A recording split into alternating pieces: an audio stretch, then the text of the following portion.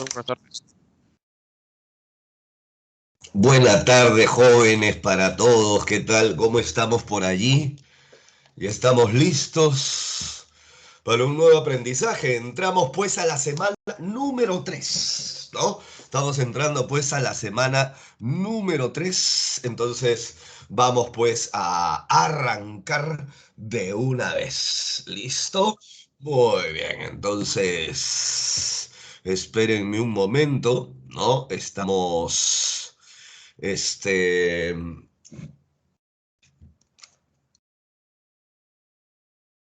está cargando el material del día de hoy, ¿cierto? Entonces, a ver, unos segundos y ya estamos listos, ¿cierto?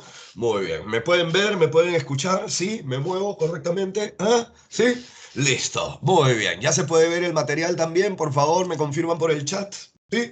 Ya estamos viendo el material, lo ven a su profe, me escuchan, me leen, ¿sí? ¿Todo bien? Ya somos 20 por aquí, ¿no? Ya somos 20 por aquí. No se olviden que esos sí son con tildes, ¿cierto? Porque son de afirmación, ¿cierto? Muy bien, ya sabes, Anaika, ¿ya? Listo, muy bien utilizada su coma vocativa de mi amiga mía. Listo, muy bien. Vamos entonces pues a empezar nuestra semana número 3, pero para eso yo primero, antes que nada, tengo que recordar el primer tatuaje que ustedes tienen grabado aquí, ¿cierto? El primer tatuaje que tienen grabado aquí, señores, ¿cuál es ese primer tatuaje que tienen grabado en este brazo, en el brazo izquierdo? Después de los griegos, la nada, el silencio total. ¿Cómo vas a tener grabada la nada, oye? ¿Ah? Tienes que grabar, después vas a ponerte la nada. ¿Ah? O qué chévere, ¿no? Un tatuaje que diga la nada, ¿no? O tu grupo de rock que se llame Nada. Buen nombre para una banda de rock, ¿eh? La Nada. Con ustedes, los Nada. ¿Ah? Bacán, ¿sí o no? Entonces, ¿por qué después de los griegos la nada, el silencio total?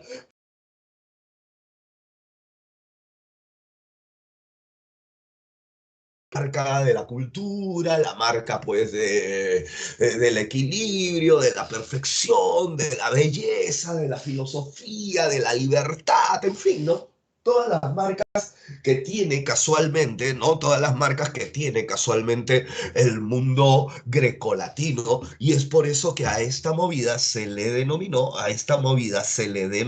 como, señores, clasicismo, ¿entienden? ¿Por qué se le denomina clasicismo a este momento? Porque nosotros estamos en un momento de formación y los griegos, Aristóteles con su libro Poética, en donde él habla, por ejemplo, de los géneros literarios. Por eso San Marcos considera 3 géneros literarios. ¿No, chicos? ¿Cuáles eran? Yo ya me olvidé, oye. ¿Ah? A ver, vamos, los 30 que ya estamos por aquí, que me hagan recordar los 3 géneros literarios que nosotros conocemos, chicos. ¿Ah? Los 3 géneros que nuestro amigo Aristóteles postuló en su famosa obra poética, el género narrativo. Nuestro amigo Aristóteles no habla de narrativo, ¿ah? Él habla de épico, de lírico y de dramático. Nada más, el épico para narrar, el lírico para expresar, el dramático para representar. Listo. Pues muy bien, pues bien, pues chicos, ¿qué es lo que nosotros tenemos pues que marcar en esta etapa clasicista? En la etapa clasicista debemos marcar lo que vendrá a ser, ¿qué cosa?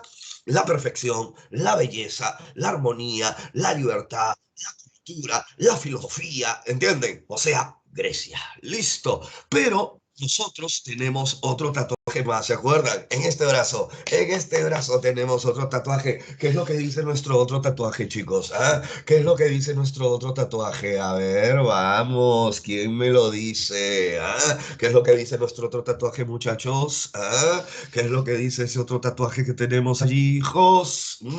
Para que aparezca un movimiento literario. Vamos. Para que aparezca un movimiento literario siempre tiene que atacar al anterior. Perfecto. Es por eso, pues chicos, que los clasicistas fueron atacados por quienes. ¿Quiénes atacaron a los clasicistas? Recuerden ustedes, ¿quiénes atacan a esa belleza, a esa armonía, a esa perfección? expresión, a esa libertad, a esa suerte pues de creatividad al máximo, ¿cierto? Los medievales, porque casualmente el pensamiento medieval llevó pues a la humanidad al pensamiento teocéntrico, ¿se acuerdan? Dios se transforma en el centro de todo el universo, la iglesia se vuelve todopoderosa y es pues que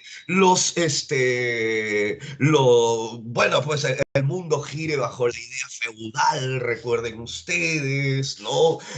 Además, pues tenemos nosotros, ¿no? La marca de lo que viene a ser, pues, ¿no?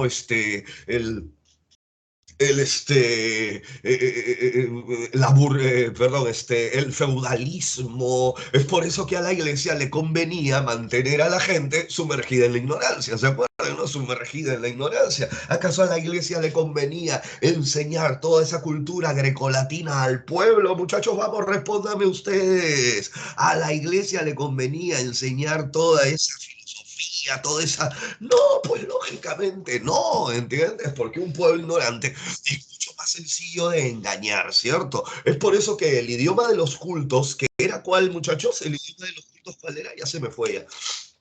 El idioma de los cultos, ¿cuál era? El latín, ¿cierto? El latín estaba únicamente reservado para, y eso algunos, eran 4 curas que sabían latín, ¿ya?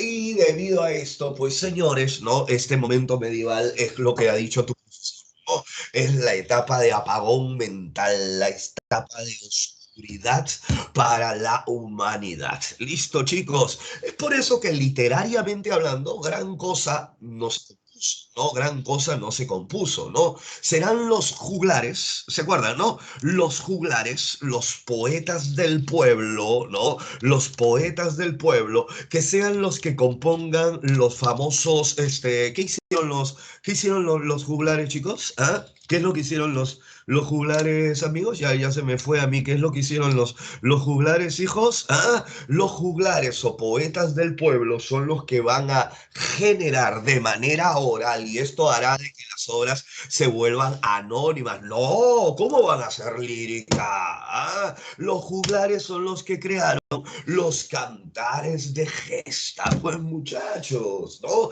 Y estos cantares de gesta, Renato, pero tú has dicho que son poetas, pues, y si son poetas pertenecen al género lírico. Sí, pero no vayas a confundir, no vayas a confundir. El juglar, al juglar se le dice poeta del pueblo, pero él no expresaba, él narraba. Por ende, dentro del género épico están ubicados los cantares de gesta, ¿entienden? Es lo que, por ejemplo, en la etapa clasicista, ¿no? En la etapa clasicista se trabajó en el género épico. ¿Cuál es la especie épica que se trabaja en la etapa clasicista, chicos? ¿Ah? ¿Cuál es la especie épica que se trabaja en la etapa clasicista? Vamos a ver, ¿quién me lo dice? ¿Ah? ¿Quién me lo dice, chicos? ¿Quién me lo dice? ¿Cuál es, no? ¿Cuál es esa especie épica que se trabaja durante la etapa clasicista? ¿Ah? Durante la etapa clasicista. ¿Quién me lo dice? Uy, uy, uy, muchachos. ¿Ah? Me imagino ya en la clase número 10 ya no te acuerdas de nada. ¿Ah? Las epopeyas, por eso Homero, Hesiodo, ¿quién más? Virgilio, ¿no? Todos trabajan epopeyas, la Ilíada, la Odisea, la Eneida, son epopeyas, pues chicos, que se trabajan durante la etapa clasicista, ¿listo? Durante la etapa clasicista. Durante la Edad Media, no hay epopeyas, no hay epopeyas, exclusivamente hay cantares de gesta. Y como eran cantados por estos juglares, que lógico, no los cantaban en latín porque el pueblo salvaje no sabía latín, sino que hablaba las lenguas vulgares, las lenguas romances, esas que mañana más tarde gestarán, gestarán un idioma y ese idioma llevará a que se pueda posibilitar las naciones, ¿cierto? Las naciones. El cantar de Roldán, el cantar de los nivelungos, el cantar del mío Cid, que es el que, ¿no? El que nos corresponde a nosotros, ¿no? Esa es la marca de los cantares de gesta. Todos orales, claro, pues ¿quién va a comprar libros si nadie sabe leer, ¿no? Todos anónimos, porque nadie se iba a acordar del nombre del juglar, ¿entienden, no? Y bueno, todos narran las hazañas de sus respectivos héroes, ¿cierto? Pues bien, pues muchachos, tras esta etapa, los medievales atacaron a los clasicistas y luego ¿quiénes vienen y atacan a los medievales? Yo ya me olvidé. ¿Quiénes vienen y atacan a los medievales? Vamos a ver, hijo, ¿quién me lo dice? ¿Quién me lo dice? Los renacentistas, renascere, volver a nacer, retomar, atacar, mira tú, atacan al medieval y retoman del clasicista. Por eso el renacimiento es el volver a nacer a la cultura. Es volver a nacer a la cultura. Eso es lo que es, pues, la onda renacentista, ¿listo? Y lógicamente este renacimiento estuvo sostenido, porque acuérdense que el renacimiento, ¿no? Nace en Italia, ¿no? Ya luego se expande por toda Europa, ¿no? Pero ese renacimiento que es italiano, pues es italiano, indudable que es italiano. ¿Y se renace a qué? O sea, ya se deja la onda teocéntrica del medievalismo y se chapa nuevamente la onda antropocéntrica. El hombre ahora es lo más importante de todos. Listo.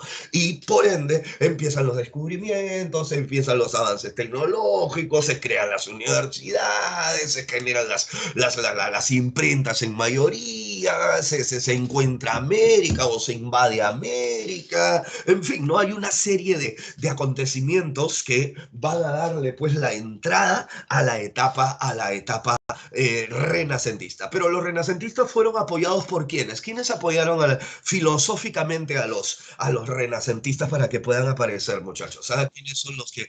El humanismo, ¿cierto? Por eso nosotros sabemos pues que uno de los autores italianos más importantes es considerado por ende el precursor del humanismo, ¿no, chicos? Y es un escritor muy importante. ¿Quién era? Yo ya se me olvidó. Eran tres, ¿no? Eran tres enloquecidos con sus musas. ¿Se acuerdan? Eran tres que morían por las musas, ¿se acuerdan? Ah, eran esos tres. El señor Francesco Petrarca y su famoso cancionero, ¿no? En ese momento de puente entre lo que viene a ser el medioevo y el renacimiento también aparece Giovanni Boccaccio, ¿no? Con su Decamerón, ¿no? Que es el inicio del cuento moderno, ¿no? Aparece Dante Alighieri, hijos, ¿no? Con su Divina Comedia. Entonces, pues, abrimos una ruta al nuevo cambio, ¿cierto? Porque luego de los renacentistas, ¿quiénes saltan a atacar a los renacentistas, chicos? ¿Quiénes saltan a atacar a los renacentistas? A ver, ¿quién ataca al Renacimiento? El barroco. Y los barrocos con su exageración, su recargamiento, sus hipérboles, sus hiperbatón, sus quiebres, su choque de opuestos, Dios mío, su violencia, su crisis por la que atraviesa, que es lo que nos va a dar el barroco, pues el barroco, pues amigos, va a atacar ese equilibrio, esa decencia, esa belleza, esa armonía que intentaron tener los renacentistas, ¿entiendes? ¿No? Y justo entre el Renacimiento, más que nada en el barroco, ¿no? Pero bueno, se podría decir que atravesó las dos etapas, fue más barroco, es donde va a aparecer nuestro querido amigo, pues el cisne de Avon, ¿cierto, hijos? El cisne de Avon. Y este cisne de, ¿quién era, muchachos, el cisne de Avon? Ya se me fue, oye, me acuerdo el apodo y no me acuerdo de la alucinen. Ah, vamos, muchachos, quién era el cisne de Avon? Nuestro querido amigo William Shakespeare, ¿cierto? El autor, pues, de estos prototipos humanos que hasta el día de hoy siguen existiendo para nosotros. Pieta, Hamlet, Otelo, Macbeth, el Rey Lear, ¿no? Que han prácticamente trazado prototipos humanos. Pero el barroco, con todo ese mundo exagerado e hiperbólico, va a ser atacado por ¿quién? ¿Quién ataca al barroco, chicos? ¿Quién ataca al barroco? El neoclásico, que va a ser sustentado por los ilustrados. ¿Se acuerdan? Por el siglo de las luces, ¿no? Ellos son los que van pues a mover la onda, ¿no? Son los que van a mover la onda de la etapa neoclásica, ¿no? Y estos ilustrados, o sea, los que pertenecieron al siglo de las luces, mañana más tarde sacarán pues la famosa enciclopedia, ¿se acuerdan, no? De Alhambra, que será su primer director, en fin, ¿no?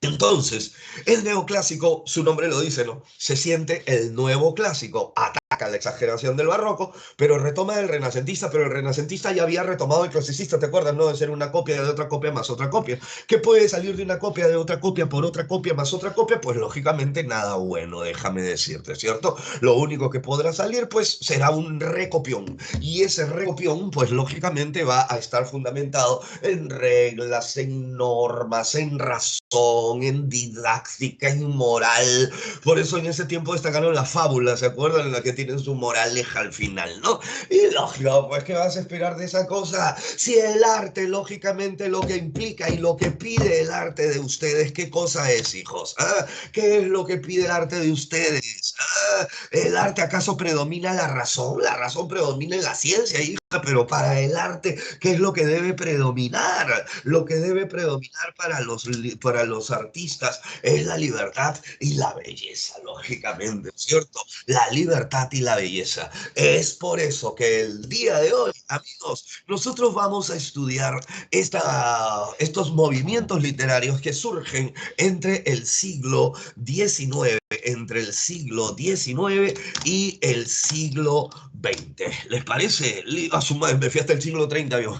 Hasta el siglo XX. Oye, muchachos, muchachos, y cuando hablamos de años, ¿qué cosa, qué año es el siglo XIX? ¿Qué año es el siglo XX? Toda la vida esa nota a nosotros nos termina confundiendo, ¿no? Más o menos podemos nosotros marcar cuándo arranca esto de los años, 1800, 900, claro, ¿no? Pero ahora, si nosotros quisiéramos, pues, ponerle un añito más preciso al asunto, las cosas irían por acá, ¿no? 1780, 1950, 1960. Allí es donde van a aparecer los movimientos literarios que el día de hoy veremos. Chicos, miren lo que tenemos en la agenda. La movida romántica y sus características. La movida romántica y sus características, hijos. ¿Listo? Y lógico, hoy en la tarde, en esta tarde a las 3:16, yo te empiezo a extirpar todas esas ideas que tú tenías del romanticismo. Ah, yo soy romántica porque al peluche que me regaló mi mototaxista, yo le pongo nombre y le hago acta de bautizo. Y cuando viene mi mototaxista a sacarme a pasear, llevamos a mi peluche, que es como si fuera nuestro bebé. Y yo escucho Radio Ritmo, la radio del amor, para irlo recordando. Y le escribo una carta, la cual le echo mi perfume ese de 3 soles, ¿ya? Y le escribo con mis plumones de todos los colores, rojo, azul, verde, ultravioleta, ¿no? Y cuando viene salimos a pasear en su mototaxi y luego nos vamos a chapar al parque, y en el parque agarramos y saca su chaveta porque es un delincuente tu mototaxista, ¿ya? Y con su chaveta hace un corazón en el árbol y allí pone nuestras iniciales y que nos vamos a amar para siempre, forever, forever. Listo. Oye, eso no es ser romántico, eso es ser baboso. Listo. No confundan por Puerto Rico, ya, no confundan lo que viene a ser el romántico de verdad con el idiota, ¿entiendes? El idiota es un idiota, pues, ¿entiendes? Es un cursi. No confundan la cursilería con el romántico. Vamos, muchachos, díganme ustedes. Es por eso que el romanticismo ataca a quién.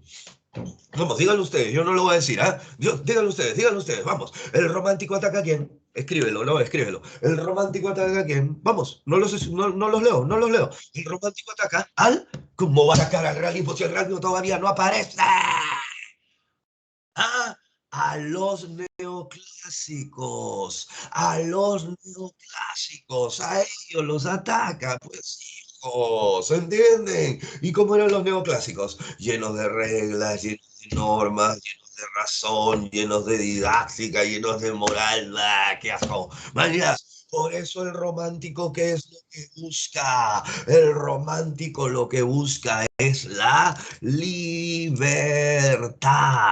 Eso, ¿por qué? Porque no te has dado cuenta que el romántico es el ocaso joven, así como ustedes, pues ustedes no se sienten románticos porque ustedes viven soñando con la libertad, ¿sí o no? Marina, Zoe, ¿no? Agarra y le dice a su papá, papá, para traer a mi enamorado. ¿Qué?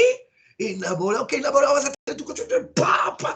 Le revienta la cabeza, ¿no? María Fernanda agarra y le dice, papá, papá, tengo una fiesta COVID, pues este fin de semana, déjame ir, pues, ¿no? Ya, ya, anda, pero hasta las 4 de la tarde nomás porque hay toque de queda.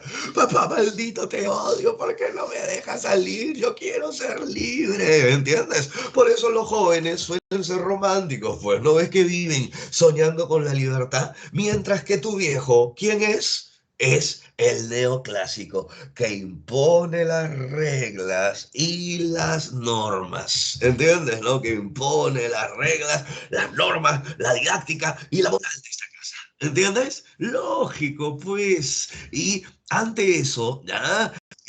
No, no, no, ya sabemos que no podemos, Reinaldo, confundir a los babosos con los románticos, ¿cierto? El baboso es baboso, pues, ¿entiendes? Porque ya es baboso por naturaleza, ¿cierto? El romántico no, el romántico, pues, es un ser sublime, idealista, soñador, locazo, ¿no? Y como prueba de eso, tenemos esta obra que también vamos a revisar el día de hoy en la agenda, ¿no? La obra de nuestro querido amigo Johann Wolfgang von Goethe, más conocido pues como Goethe, ¿no? Así decía tu profesora, ¿te acuerdas? ¿No? Porque tu profesora es la que te metió esa estúpida idea a la cabeza, ¿no? ¿Cuál es la idea que te puso? Ay, chicas, hay que ser románticas, decía la vamos, ¿no? Y agarraba y cuando llegaba la primavera, ¿se acuerdan en septiembre que llegaba la primavera, ¿no? Y agarraba y todos decían, ay, sí, qué lindo la primavera.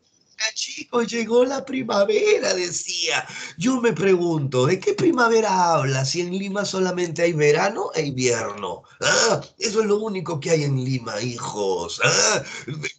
Todavía en primavera, ¿qué primavera si estás con tu chalina, con tu gorra de lana?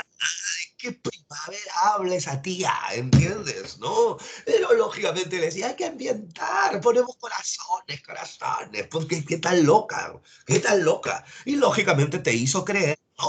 Te hizo creer que ser romántico es ser baboso, ¿cierto? Pero felizmente has llegado a mis manos y yo te saco esa idiotez de la cabeza, ¿no? Porque los románticos no son idiotas, los románticos son como mi querido amigo Werther, ¿ya? Los románticos son como mi querido amigo Werther. Claro, ustedes leen allí las cuitas del joven Werther, ¿no? Renato, pero chicos, chicos, ¿qué cosa es una cuita? A ver, a ver, a ver, a ver, ¿qué cosa es una cuita? Hay un vals muy bonito que dice, tengo una cuita en el corazón. Ah, tengo una cuita en el corazón. ¿Qué significa una cuita, amigos? ¿Ah? ¿Qué significa ser una desgracia, una pena, un dolor, una quejumbre? Eso es una cuita, ¿cierto? ¿No? Por eso, pregúntale a tu abuelito, él ha debido escuchar ese vals, ¿no? Tengo una cuita en el corazón. ¿Ah? Listo, tengo un dolor en el corazón. Claro que cuando ustedes vayan a la librería o de repente tú tienes una versión en casa de Werder, ¿no? Entonces, tú de repente la lees simplemente como aparece en la versión como Werder, ¿no? Renato, pero yo tengo Werder únicamente, ¿no? Es lo mismo, hijos, las cuitas del joven Werder o, el dolor, o las desventuras del joven Werder o simplemente Werder el día de hoy, ¿no? Eso depende de la edición que te vayas a comprar, ¿ya? Pero lo que marca esa onda es casualmente su autor, el maestro Johann Wolfgang von Goethe, ¿no? Ese que tu profesora casualmente decía Goethe, Goethe, sí, Goethe, Goethe, Goethe, ¿ya? Goethe, listo, alemán, alemán, ¿ya? Este hombre que fue considerado, pues, el genio de Weimar, hijos, ¿ya? El genio de Weimar, así era su chapa, tenía unos saberes alucinantes, ¿no? Y escribe, pues, esta novela que es encantadora, ¿no? ¿Por qué? Porque tenemos al verdadero romántico, o sea, al tío que es capaz de volarse la mitra de un balazo.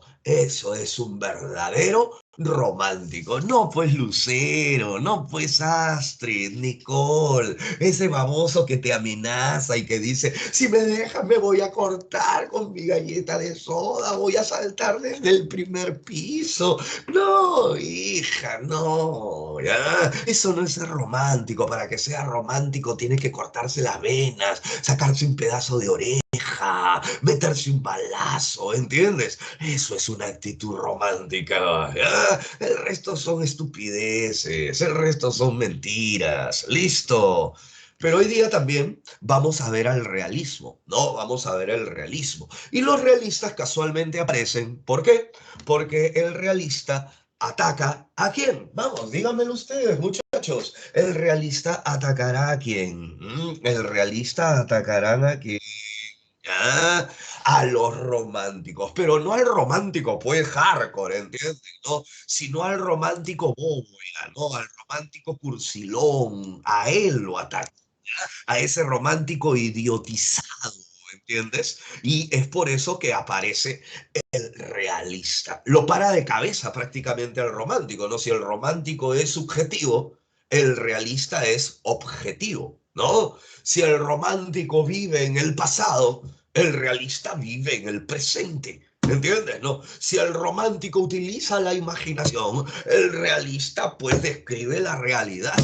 Vaya, o sea, prácticamente lo contradice. Le mete un cachetado, papa, para que reaccione el estúpido, ¿entiendes? ¿Por qué? Porque siempre hay acontecimientos históricos que van a marcar casualmente a los movimientos literarios, ¿cierto? Chicos, si el romanticismo pues más o menos estoy diciendo, ¿no? Aparece pues por los años de 1780, 1800, ¿no? ¿Cuál es el acontecimiento histórico que marcó casualmente a el romanticismo? ¿Ah? ¿Qué es lo que pasó por esos años, chicos? Que mueve y marca a toda la humanidad. Vamos, que mueve y marca a toda la humanidad. Vamos, ¿quién me lo dice? Si no sabemos qué pasó eso, ahora sí, chicos, jugamos al quinto piso. La Revolución Francesa, claro, pues la Revolución Francesa, esa es la esencia que se trabaja. ¿Y se acuerdan ustedes que los revolucionarios franceses plantearon tres, tres consignas en su propuesta revolucionaria? ¿Cuál era esas tres consignas que plantearon? ¿Ah? Alguien, al menos que recuerde una de las tres consignas que trabajaron los revolucionarios franceses, muchachos. ¿Se acuerdan o no se acuerdan?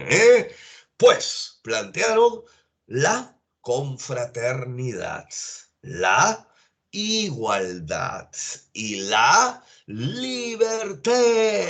Libertad. Libertad, ¿por qué? Porque atacaron a los neoclásicos llenos de reglas, ¿entienden?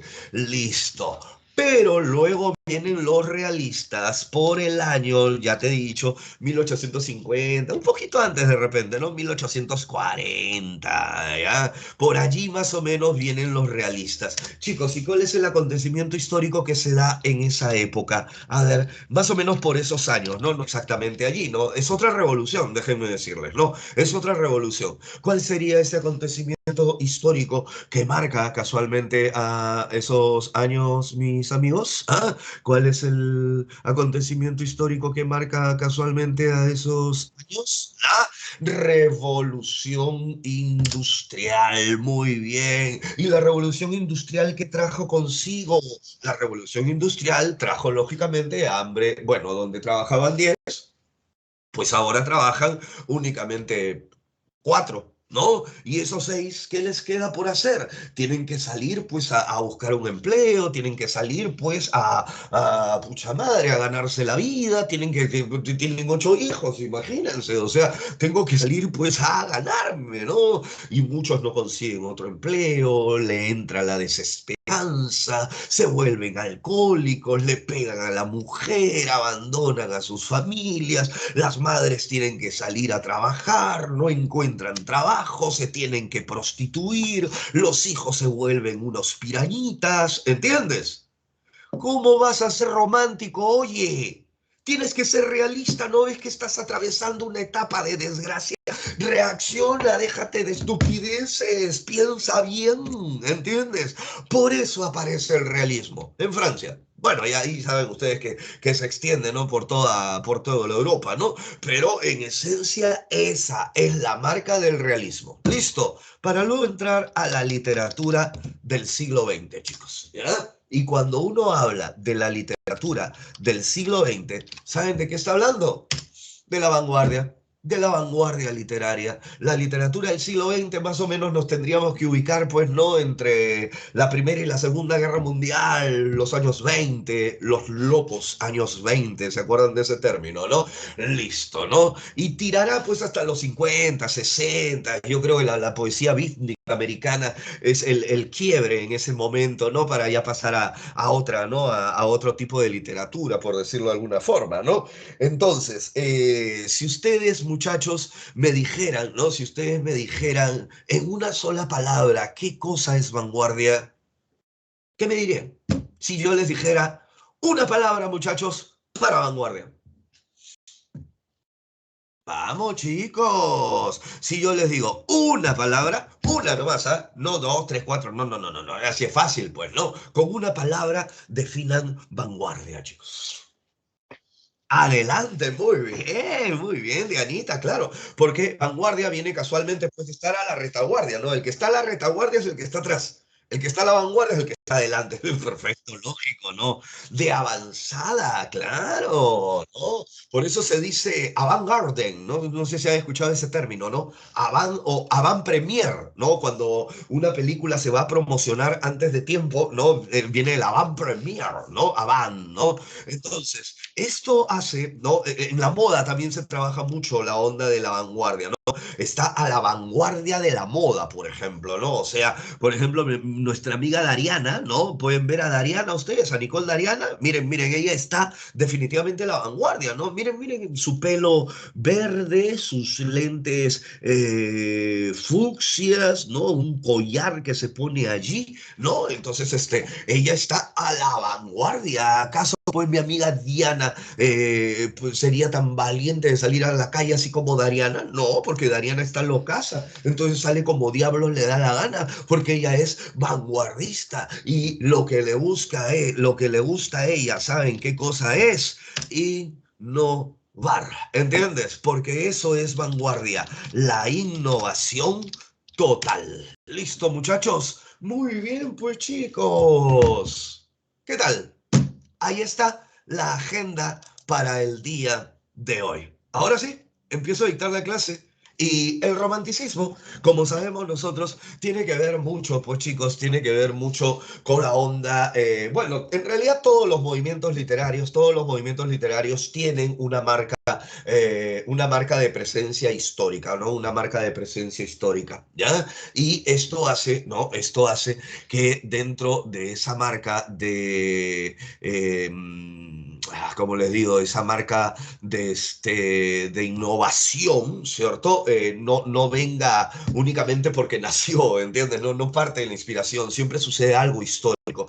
Por eso, hacia el último tercio del siglo XVIII, hablamos pues de los años, pues, ¿no? 1760, 1770, 1780, ¿no? Y a mediados del 19, o sea, hablamos de 1840, 1850, 1860, en Latinoamérica, por ejemplo, ¿no? Ya en Europa ya el romanticismo ya estaba muerto, acá recién llegaba, ¿ya? Como todo, pues llega tarde, ¿ya? Nuestra onda romántica, ¿no? Nuestra onda romántica va a tener como punto de partida Alemania, ¿no? Va a tener como punto de partida Alemania, con el famoso grupo Sturm and Drang, ¿ya? Sturm and Drang, tormenta y pasión, tormenta e impulso. ¿Por qué? Porque era lo que veníamos conversando en un comienzo, ¿no? Los jóvenes, ¿cómo son? Son tormentosos, son impetuosos, son locos, son demenciales. ¿Por qué? Porque así son los jóvenes, pues entienden, ¿no? El joven no espera el semáforo que se ponga en rojo para cruzar. No seas aburrido, cruza, oye, vamos, torea el micro. No, ¿entiendes? ¿Acaso eres un abuelo que esperas que cambie el semáforo? ¿Ah? No, pues hijo, ¿entiendes? Porque el joven está lleno de vitalidad, el joven está lleno de locura. Esa es la marca de la juventud. Y es por eso que mi amigo Johann Wolfgang von Goethe, ¿no? Que lidera al grupo, ¿no? Al lado de Schiller, ¿no? Lidera al grupo romántico alemán, ¿no? Va a ser pues ese primer paso, ese primer eslabón, por decirlo de alguna forma, ¿no? De la movida romántica allí en Alemania. Listo. Y como ya sabemos, un movimiento, para que pueda aparecer, tiene que atacar al anterior, ¿cierto? Y ante eso, pues, los románticos se enfrentan a esa racionalidad de la ilustración neoclásica, ¿se acuerdan, no? El romántico es muy demencial, ¿no? Pero también aparecen pues en Inglaterra un grupo de románticos muy importantes, ¿no? Antes que en Francia, ¿ya? Antes que en Francia, cuando ya llega su clímax, Francia, ¿no? Pero en Alemania y en Inglaterra aparecen los poetas rebeldes, ¿no? Y también aparecen los poetas laquistas, ¿ya? Los poetas laquistas de Lake Lao, ¿no? ¿Por qué? Porque como poeta, el poeta a algunos no les gusta vivir en la ciudad, entonces aman la naturaleza, se van a un lugar donde hayan cerros, todo sea verde, todo sea tierra, hayan ruinas, ¿entiendes? ¿No? Espíritu romántico, ¿entienden? ¿No? Y es allí donde aparece, pues como le digo, el gran Lord Byron en Inglaterra o Percy Shelley, ¿no? Y ¿saben qué aparece, chicos? Aparece Mary Shelley, la esposa de Percy Shelley, ¿no? Aparece Mary Shelley. ¿Y qué escribió Mary Shelley? ¿Qué escribió Mary Shelley? Vamos, yo estoy seguro que los 50 que estamos aquí sabemos qué escribió Mary Shelley. Todos los que estamos aquí sí sabemos qué escribió Mary Shelley. Vamos, ¿quién me lo dice, hijos? ¿Ah? ¿Quién me lo dice? ¿Quién? ¿Qué escribió? Ya, eso ya están googleando ya. Ya, ese es Google. Eso es Google. ¿Ah? Esa es googleada terrible, ¿no? Esa es googleada terrible. ¿Ya? Mary Shelley escribió, muchachos, Frankenstein, pues hijos, Frankenstein, obra romántica. Oh, Renato, pero Frankenstein, como si Frankenstein da miedo, se parece a mi enamorado, ¿no? Dice Astrid, ¿no? No, hijo, Frankenstein, no hay historia más tierna que Frankenstein, ¿entiendes? ¿No? Y a la vez tenebrosa, y a la vez misteriosa, y a la vez envuelta en suspenso, ¿no? Porque si bien Goethe, ¿no? Si bien Goethe, muchachos, allí en Alemania había escrito, como veremos ahorita, Las cuitas del joven Werther, esta amiga escribió Fausto, ¿ya? Y Fausto, no sé si ustedes lo recordarán, es un doctor que vendió su alma al demonio, ¿no? Por la vida eterna, por la belleza eterna, Mefistófeles, ¿se acuerdan, no? Pero en Francia nosotros tenemos, por ejemplo, a Víctor Hugo, ¿no? Y Víctor Hugo es el que escribió Los Miserables, ¿no? Astrid conoce muy bien su obra porque Víctor Hugo llevó a la fama a su novio, ¿no? Bueno, ya te dejaron, ¿no, Astrid? Ya te dejaron, ¿no? Pero Víctor Hugo lo llevó a la fama porque lo hizo protagonista de una de sus novelas más importantes. ¿Cómo se llamaba tu enamorado, Astrid? ¿Te acuerdas? El que te dejó, ¿no? Porque dijo, no pasaba nada contigo, él tenía para más, ¿ah? Que aparece en la novela de Víctor Hugo, hija. Ay, ¿cómo se llamaba? Oye, Quasimodo, ¿no? El que aparece, pues, ¿no? En Nuestra Señora de París o el Jorobado de Notre Dame, ¿cierto? ¿No? Allí tenemos o si no, Los Miserables, o si no, Los Miserables, pues muchachos, ¿no? Esos miserables, Jean Valjean, ¿se acuerdan, no? Jean Valjean. Y para cerrar, chicos, para cerrar esta parte, ¿ah? Para cerrar esta parte, Alan Poe, pues hijos, el padre del terror de la novela policíaca, chicos, El gato negro, La caída de la casa Asher, doble asesinato en la calle Morgue, El corazón de la torla, El pozo y el péndulo, El cuervo, Dios mío, o sea, Poe, hijos, Poe, alucine. Uy, Renato, pero Poe da miedo, pe, eso es terror, ¿o? ¿Eso es romántico? Claro.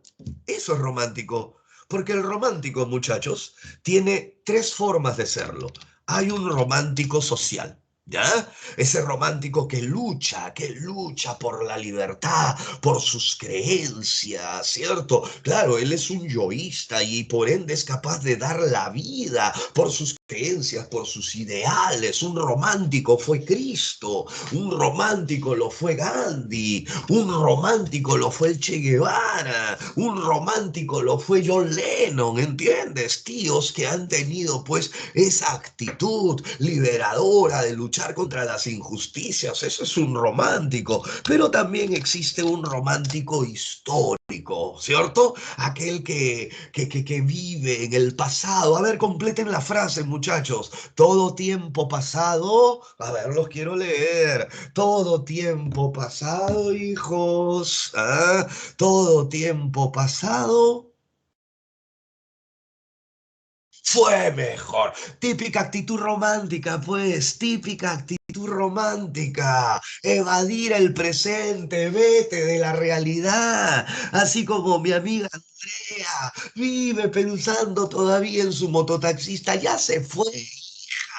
Ya te dejó, nunca más va a volver. ¿Qué haces tú pensando todos los días? Ay, lo bien que lo pasé allá por el año 2012. ¿Entiendes? No, hija, ya no va a regresar. Ya te cambió por una venezolana. ¿Entiendes? Listo. O tú eres venezolana. ¿Ah? Entonces, esta onda de lo histórico, acá en Perú tenemos una marcaza. Ricardo Palma. Sus tradiciones, 100% romanticismo histórico, pues muchachos, ¿entiendes? ¿No? Esa idealización, esa subjetividad. Y bueno, el otro punto romántico social, romántico histórico, el otro es el romántico sentimental, chicos, ¿ya? El romántico sentimental, ¿ya? El romántico histórico es el que vive en el pasado, el que vive evocando, el que se interesa por el ayer. ¿No es que el romántico es un evasivo? El romántico no vive hoy, vive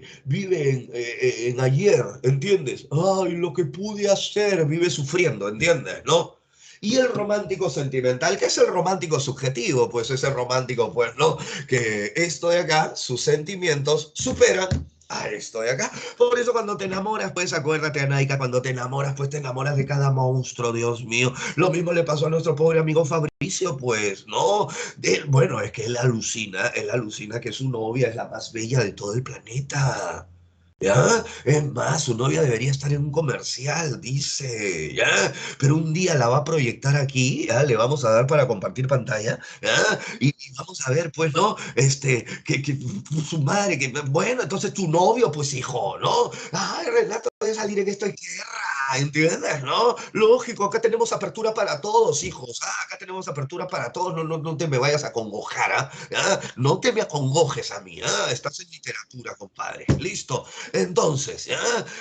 Lógico, todos juegan acá, hijo, todos juegan. A mí no me importa, ¿ya? Para dónde te vayas, ¿ya? A mí me importa que aprendas. Eso es lo único que me importa, ¿ya? El resto es tu vida. ¿Eres feliz? Monstruo, eres feliz. ¿De qué forma? De la diablo manera que te parezca a ti. ¿Entiendes? Si eres feliz, te felicito, hijo. ¿Ya? Te felicito. ¿Listo? Muy bien. Entonces, esto hace, pues, chicos, ¿ya? Esto hace que la onda, pues, de los románticos sentimentales, ¿no? Sean, eso es lo que han vendido aquí, pues, ¿no? Por eso, ¡ay, mi corazón! ¿No? No es tanto así, ¿no? Eso ya es cursilería, ¿no, muchachos? ¿Ya? Eso es cursilería, ¿ya? Pero déjenme avanzar un poquito ya, hijos, déjenme avanzar un poquito, porque ¿qué es lo que va a suceder luego, no? Ya sabemos nosotros, ¿no? ¿Qué es lo que va a suceder luego? Van a aparecer estos señores, ¿no? Porque tú ya sabes, para que aparezca un movimiento literario, ¿qué es lo que tiene que hacer? ¿Qué es lo que tiene que hacer para que aparezca un movimiento literario? Vamos, habla, no te quedes callado. ¿Ah? ¿Ah? Vamos a atacar al anterior. Es por eso que los realistas atacan al romántico, ¿entiendes? Entonces, si el romántico, miren ustedes, miren la diapo también, ¿ah? Si el romántico es subjetivo, el realista es objetivo. Si el romántico vive en un contexto idealizado, ensoñado, el realista pues utiliza el contexto social en el que vive. ¿No te acuerdas que el romántico vive en el ayer?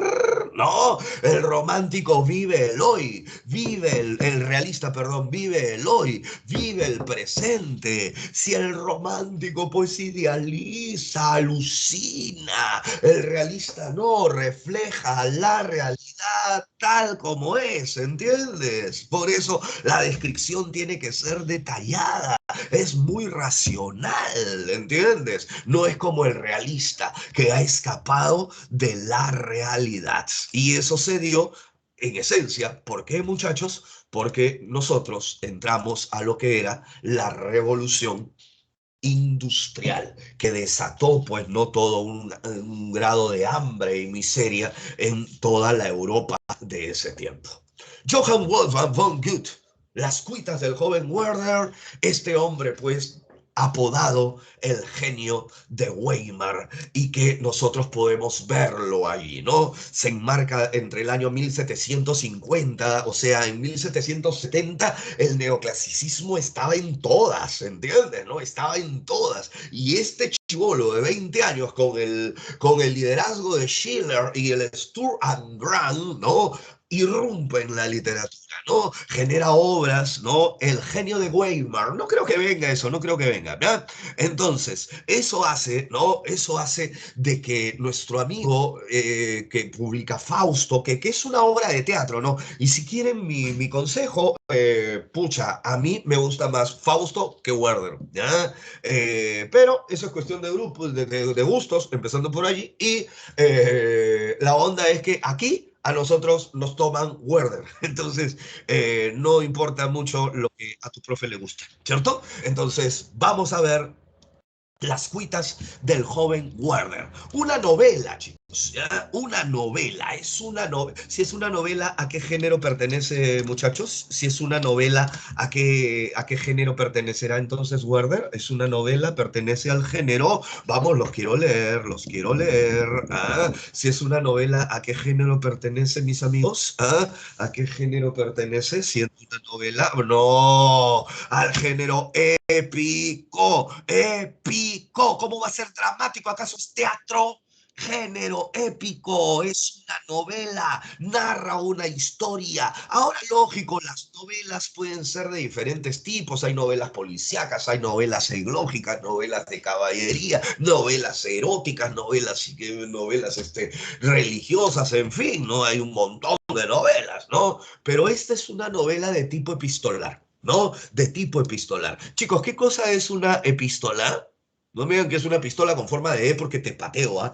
¿Qué cosa es una epístola, muchachos? ¿Qué cosa es una epístola? De repente alguien alguna vez estrella, te ha mandado una epístola, ¿no? Algún amigo, ¿no? Un cieguito de repente, ¿no? Cartas, muy bien, cartas. Una epístola es una carta, listo. Y esta novela tiene ese estilo. O sea, Werder le manda cartas a su pata contándole casualmente pues su historia de amor, su loca historia de amor, su demencial historia de amor, como todas las historias de amor, ¿no? Todas las historias de amor tienen mucho de demente, ¿no? No tienen de racional, ¿ya? Y es por eso que cuando tú leas Werder, ¿no? Te vas a dar como una suerte de diario, ¿no? Porque está numerado por las fechas, ¿no? Y, pero no lo vayas a confundir, no es un diario, o sea, es una novela epistolar porque luego se unen estas cartas y se junta la historia en sí. Listo. Pertenecen a un tipo de romanticismo. Aquí dice romanticismo íntimo, ¿cierto? Intimista, ¿no? Pero nosotros sabemos de que existían tres tipos de romanticismo. ¿Cuáles eran? Se me fue hoy. ¿Ah? ¿Cuáles eran los tres tipos de romanticismo que existen, chicos? Al toque, al toque, al toque, al toque, al toque que ya vamos con la hora, muchachos. ¿Ah? ¿Cuáles son los tres tipos de romanticismo que existían, hijos? Vamos, ¿quién me lo dice? El social, el histórico y el sentimental. Casualmente, las cuitas del joven Werder se enmarcaría dentro del romanticismo sentimental o íntimo. intimista, ¿no? Es considerada la novela moderna, ¿no? Aunque para muchos la modernidad, ¿ya? No se inicia acá. Bueno, aunque yo estoy de acuerdo, hay algunas peleas allí, ¿no? Porque algunos consideran que es el ingenioso Hidalgo, Don Quijote de la Mancha, en 1613, la novela que inicia la modernidad, o sea, la novela moderna, ¿no? Otros sostienen que es esta, ¿no? Pero para todo caso, si nos hablan de una novela moderna, deberíamos aceptarla como tal, publicada en 1774 y luego una versión nueva en 1782. Listo, chicos. Y en esta hora, pues, nos hablan de esta pareja, ¿no? Carlota y Alberto, ¿cierto? ¿No? Carlota y Alberto. Si la están citando aquí a Werder, pues tendremos que aceptar Werder, ¿ya? Hay toda una confusión ahí, ¿ya? Déjenme, ¿no? Ponerme en boga más bien, ¿no? Porque literariamente hay varias cosas que algunos defienden, yo, ¿no? Y otros no, ¿entienden? ¿No? Entonces, por allí, déjenme consultar ese gatito de novela moderna, ¿listo? Entonces, esta Carlota y este Alberto, Alberto es el típico hombre pues envuelto en sus negocios, en su dinero, en sus empresas, es un burgués, ¿no? Es un fucking burgués, ¿no? Que lo único que le interesa pues es el dinero, las cosas, los lujos, vivir aparentando, ¿no? Y bueno, Carlota, su mujer, pinta pues, ¿no? Es muy bella. Entonces pues es una pareja, entre comillas, de la nice, ¿no? De la nice. No, no, no es cabanto, pues no, ya. No son sanmarquinos, ¿entiendes? No son sanmarquinos. Listo, ¿no? Entonces, pues, no. A diferencia de Werder, Werder sí es un jovenzuelo, loco, tronado, alucinante. Claro que está casada con Alberto, pues, ¿entiendes? ¿No? Y nuestro amigo Werder, que ha llegado al pueblo, porque Werder es un demente, es un loco, un joven, soñador, iluso, idiota, llámalo como te dé la gana, ¿no? Que ha dejado su trabajo en la ciudad para ir a vivir un pueblito. Es como que tú te vengas, te vayas de Lima y te vayas pues a vivir, pues hijo, Dios mío, pues vete a Puno, a vivir en Uros, ahí calato en el río Titicaca, ¿entiendes? ¿No? Eso sería una actitud romántica, por decirlo de alguna forma, ¿no? Orate, pero romántica, ¿no? Entonces, eso hace pues de que nuestros amigos, pues, ¿no? Pucha, que él le diga, ¿no? Oye, Werder, visita a mi esposa porque ella siempre para sola. Entonces Werder venía, tanto ir, tanto venir. Un día le agarró la mano y Carlota se dejó agarrar la mano. Un día le agarró el brazo y Carlota se dejó agarrar el brazo. Otro día la besó.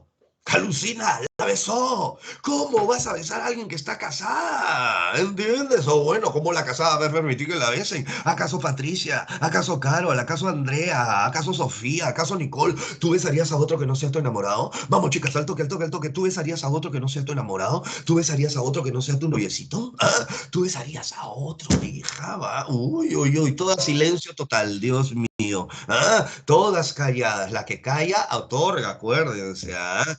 Dicen no, qué mentirosas, Dios mío. Y si dicen no de verdad, qué horrible, qué aburridas son ustedes. Oye, eso me gusta, Diana. Tal vez no se sabe, nunca se sabe. Porque hay veces, pues, uno puede perder la razón, y cuando pierdes la razón te vuelves un romántico, y cuando te vuelves un romántico haces estupideces, por ejemplo, agarrar con otro, ¿me entiendes? Luego te arrepientes, eso es lo importante, el arrepentimiento. Es por eso que Carlota le dijo a Werder, nunca más te quiero ver, nunca más, ¿no? Puta, y Werder fue y se metió un balazo. Eso es una verdadera actitud romántica, pues chicos. Es por eso que cuando los románticos ya se pusieron muy gordos, aparecen los realistas, ¿no? De la mano pues de Balzac, de Stendhal, acuérdense, Rojo y Negro, de Flaubert, Madame Bovary. Pero la literatura del siglo XX, ¿no? La literatura del siglo XX va pues a denominarse también con el nombre de La Vanguardia. Listo, es lo mismo, literatura del siglo XX o vanguardia. El mundo cambia, chicos. El siglo XX fue lo más loco que hemos tenido, los años 1920, 30, 40, 50, 60, 70, 80. Ahí me quedo, ¿entiendes? ¿No?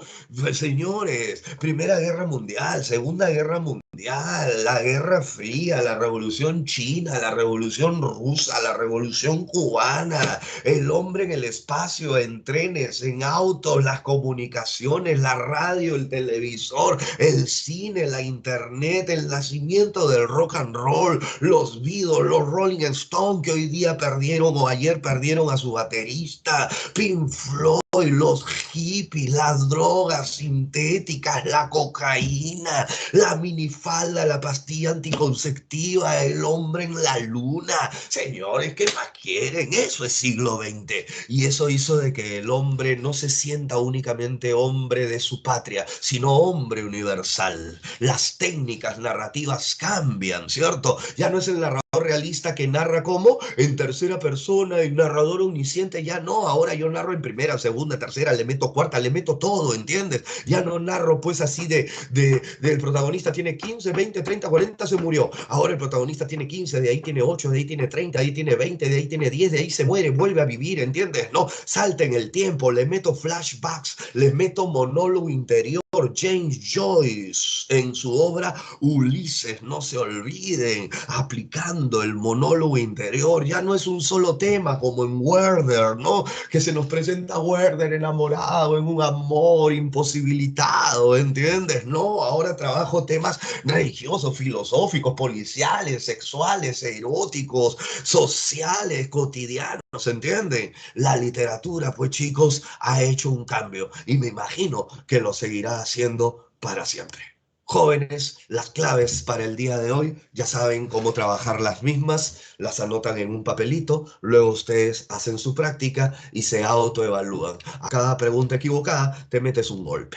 ¿Listo? Señores, muy buenas tardes. Fue su tercer encuentro con la literatura. Esperemos les haya gustado. Los dejo hasta la próxima semana. Nos despedimos, por favor.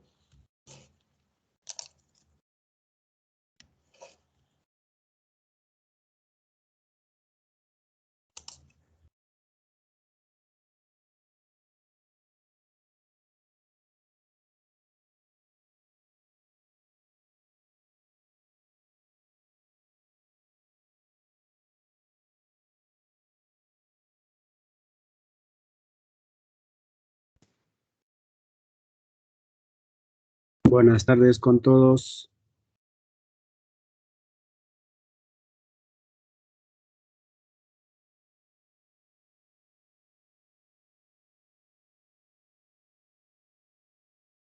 ¿Cómo están, chicas, chicos? ¿Cómo están?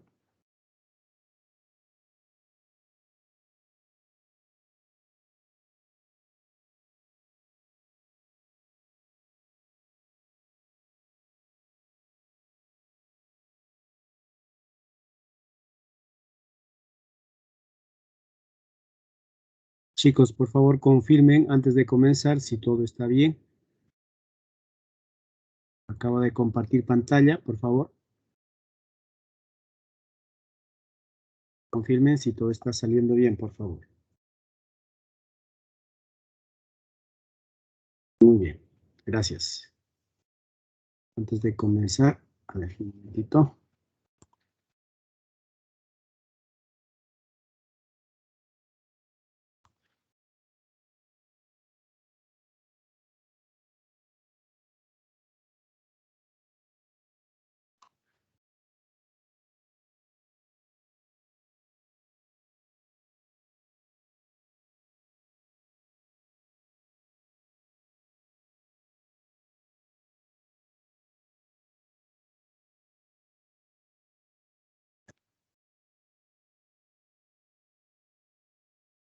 Bien. Vamos a comenzar con el tema de esta semana correspondiente a las operaciones con conjuntos. Antes de continuar, voy a suspender el video para que tengamos mayor velocidad de subida, ¿ya?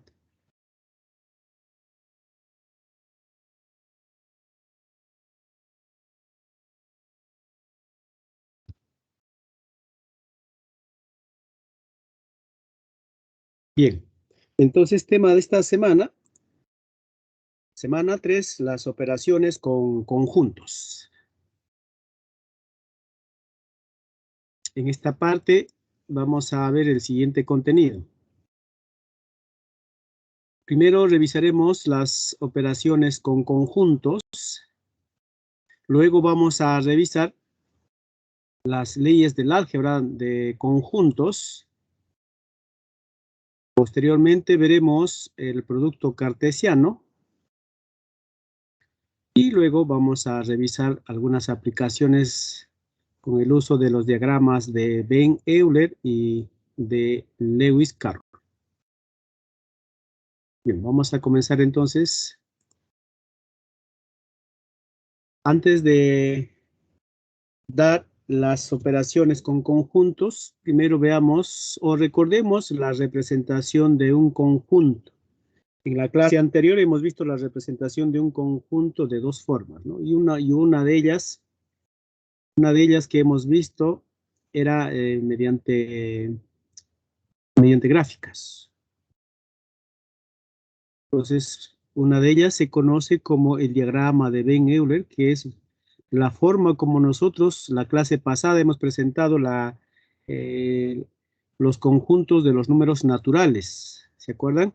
Teníamos los naturales, los enteros y así, ¿no? Y veíamos que uno de los conjuntos estaba contenido en otro, ¿no? Sí. Entonces hemos usado para representar al conjunto de los números naturales, hemos usado el diagrama de Venn-Euler.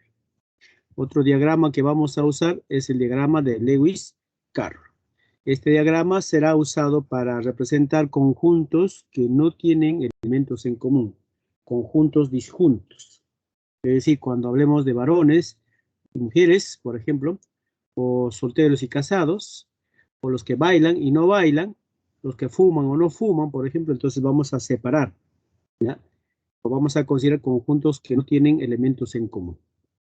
Otra forma, ya esta es opcional, otra forma de representar a los conjuntos también es usando el diagrama lineal. Por ejemplo, según este diagrama puedo decir que el conjunto A está contenido en el conjunto C. O también puedo decir que el conjunto B y el conjunto C, o mejor dicho, el conjunto B está contenido en el conjunto C. También puedo agregar aquí de este diagrama, puedo decir que el conjunto A y el conjunto B no tienen elementos en común. ¿Ya? Pero lo que más vamos a usar en nuestra clase para resolución de los ejercicios serán los diagramas de Venn y los diagramas de Lewis. Bien, comencemos entonces ahora viendo las operaciones con conjuntos. Dado dos conjuntos cualesquiera, nosotros podemos definir un nuevo conjunto al cual vamos a llamar unión de dos conjuntos. La unión de dos conjuntos, el cual se va a denotar como A, U, B, será aquel conjunto cuyos elementos será aquel elemento que está en el conjunto más grande, en el conjunto universal. Habíamos dicho en la clase pasada que el conjunto universal es el conjunto de referencia.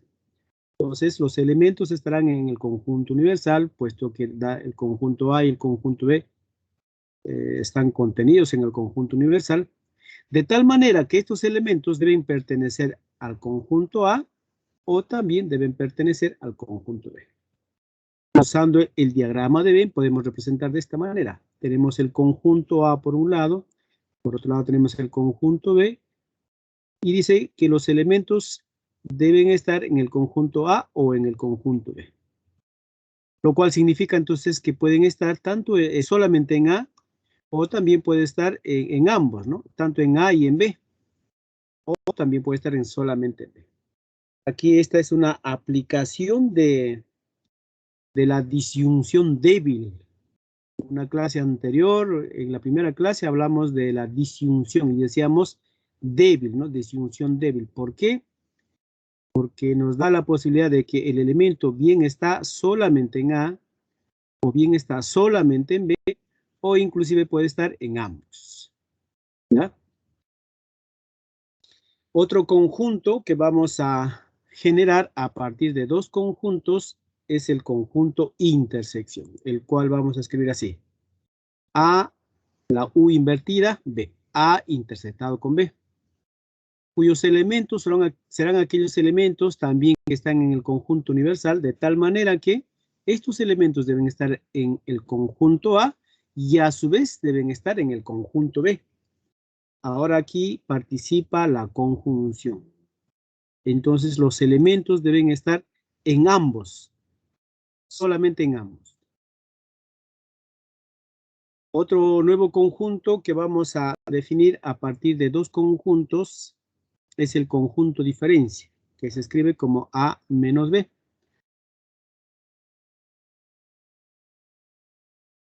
Diremos que el conjunto A menos B es aquel conjunto cuyos elementos están en el conjunto de los, o en el conjunto universal, de tal manera que estos elementos están en el conjunto A y a su vez, o también podemos decir, pero no están en el conjunto B.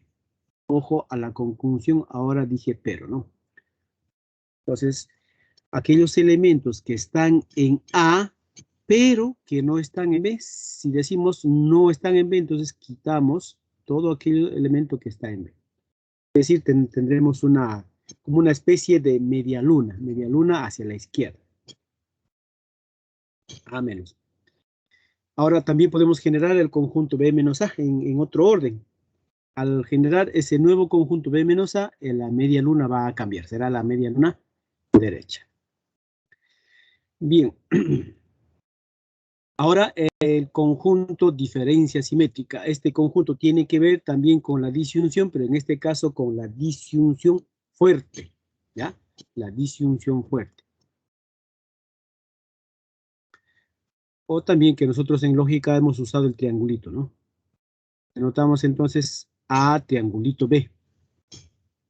Miremos que el conjunto diferencia simétrica es aquel conjunto cuyos elementos están en el conjunto universal, de tal manera que estos elementos deben estar en la unión, pero no pueden estar en la intersección. Representación usando el diagrama de Venn es cuando nosotros juntamos tanto A menos B con B menos A. Y aquí tiene que ver muchísimo cuando hablamos de la disyunción fuerte, ¿no? Cuando hacíamos la interpretación decíamos o tomamos una proposición P o tomamos una proposición Q, pero no ambos. Y aquí tiene que ver muchísimo, ¿no? Tomamos un elemento que está en A o un elemento que está en B, pero no en ambos. Entonces quitamos la intersección. Esta es una aplicación del operador lógico triangulito o el operador disyunción fuerte. Bien. Otra forma de presentar a diferencia simétrica B es la unión de A menos B unido con B menos A. ¿Ya? B menos A sería, cuando regresamos al diagrama de la diferencia, B menos A será la media luna derecha. Entonces la diferencia simétrica es la unión de A menos B unido con B menos A. También podemos decir, la diferencia simétrica se puede escribir como la unión de A con B, unimos A con B. Una vez unidos los dos conjuntos, quitamos la intersección. Sería otra forma de presentar la diferencia simétrica de A con B. Bien. Otro conjunto que podemos generar a partir de un solo conjunto es el conjunto complemento, al cual vamos a denotar con A y un pequeño apóstrofe en la parte superior. Miremos entonces que es aquel conjunto cuyos elementos son aquellos que están en el conjunto universal o en el conjunto grande, pero no están en el mismo conjunto A. Gráficamente sería así. Todo lo que está de rojo. Elementos que están en el universal, pero que no están en el conjunto A.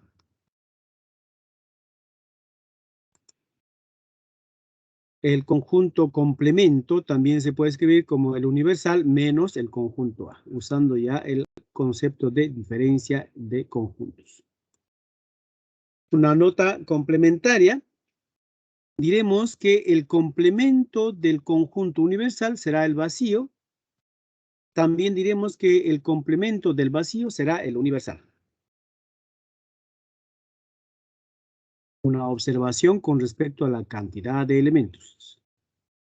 Considerando A, B y C conjuntos cualquiera del universal, diremos entonces lo siguiente. El número de elementos de la unión de A con B, el número de elementos de la unión de dos conjuntos será igual al número de elementos del primer conjunto más número de elementos del segundo conjunto menos la intersección de ambos conjuntos. De esa forma calcularemos el número de elementos de la unión de dos conjuntos. Esto es para dos conjuntos. Si queremos presentar para tres conjuntos sería de la siguiente manera. Número de elementos de A unido con B unido con C, esto es igual al número de elementos de A más número de elementos de B más número de elementos de C menos número de elementos de la intersección tomados 2 a 2. Es decir, intersección de A con B, intersección de A con C y intersección de B con C. Más la intersección de los tres conjuntos. Entonces, tenemos esta pequeña fórmula que debemos tener en cuenta para nuestras operaciones que vamos a realizar. Tanto para la unión de dos conjuntos o para la unión de tres conjuntos. Listos, entonces, teniendo como base dos conjuntos, generamos 5 tipos de conjunto. La unión, la intersección, la diferencia simétrica y el complemento.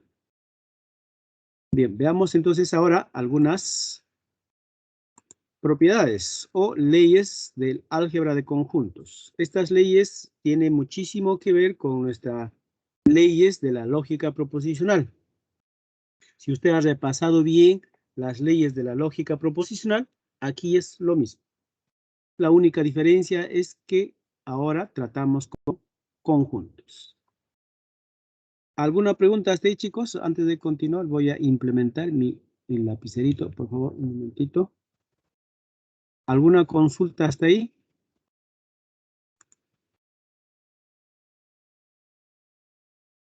A ver, un momentito. No, profe. Sí, dígame. ¿No hay preguntas? Si no hay preguntas, yo pregunto. Un momentito que cargue mi lapicero, por favor. Ya está.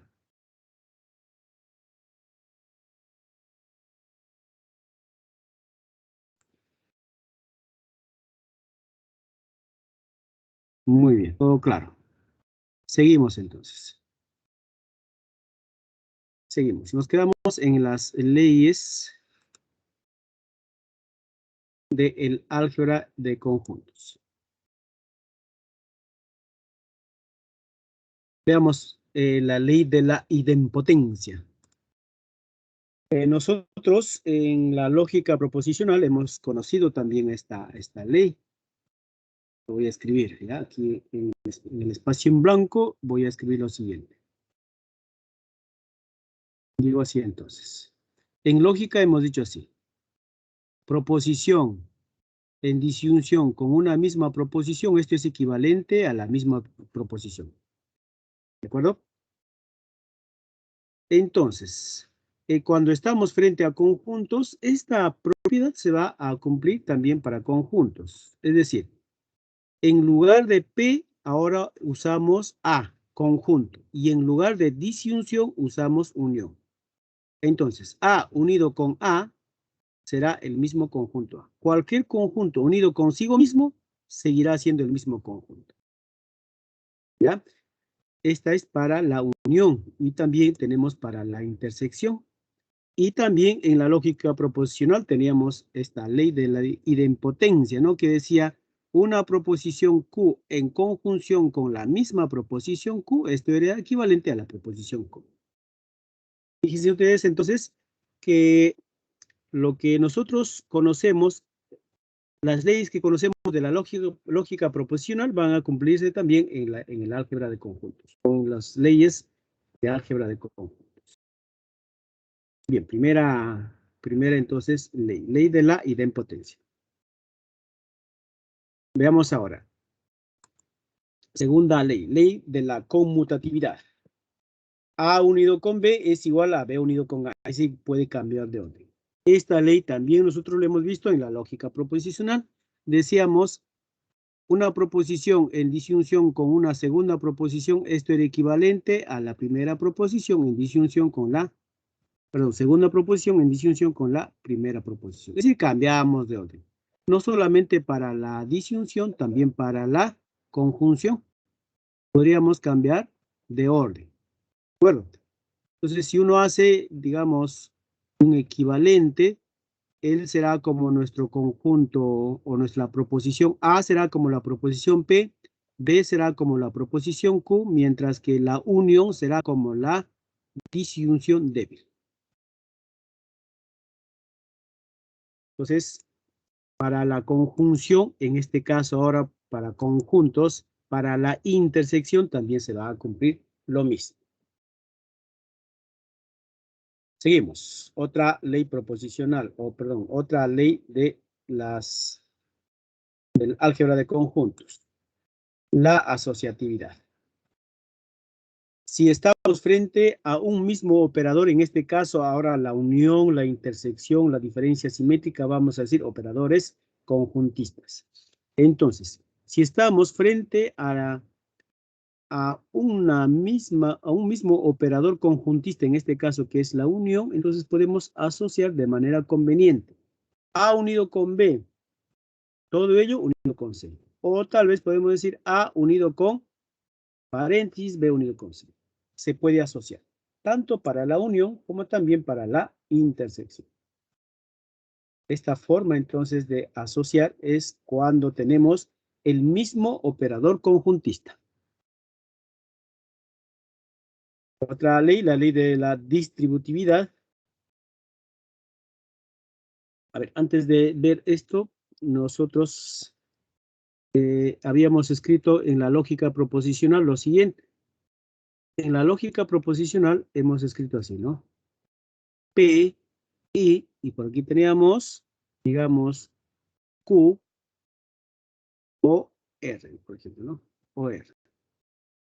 Entonces, según lo que hemos visto en las leyes del álgebra, de las leyes de la lógica proposicional que decíamos, P entraba a afectar a cada uno, y decíamos así. P, luego el operador que está afuera, conjunción Q. Cerramos paréntesis y luego la disyunción. O, y ahora decimos P en conjunción con U. Aplicamos la ley distributiva para la lógica proposicional. Esta ley también funciona lo mismo para conjuntos. Sería entonces, en conjuntos tendremos así, ¿no? A unido con B. Que hemos hecho con la conjunción, al hacer con la disyunción, también es lo mismo. Vamos a presentar en todo caso el siguiente. El siguiente, mira acá, dice A intersección. Y luego signo de agrupación B unido con C. Y aquí tenemos Q o R. Entonces, haciendo digamos, un símil con nuestra ley de la lógica proposicional, diríamos así, ¿no? A será como P, la intersección será como la conjunción, signo de agrupación, y luego B será como Q. La unión como la disyunción y C como R. Ya está. Entonces, al aplicar la ley de la distributividad para la lógica proposicional, también funciona la misma para conjuntos. Entonces, si usted maneja bien las leyes de la lógica proposicional, para conjuntos va a ser lo mismo, ¿ya?